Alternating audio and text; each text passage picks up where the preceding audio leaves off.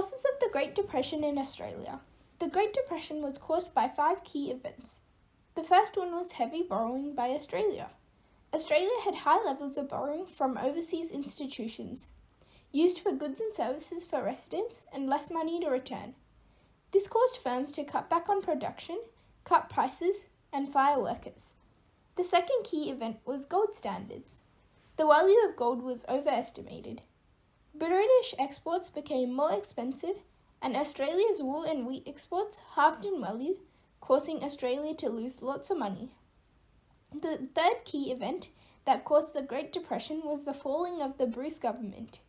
In order to close the $5.5 million deficit, Prime Minister Stanley Bruce sought to reduce spending and wages with the new budget, including new taxes and deeper spending cuts. The government also attempted to pass the Maritime Industries Bill, which only caused strikes and labour unrests. The fourth reason was the Scullin government. In the 1929 election, Labour won and James Scullin became the new Prime Minister.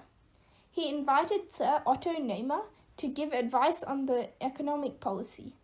Sir Namer suggested an approach based on the conservative balanced budgets and insisted that loan interest must be paid.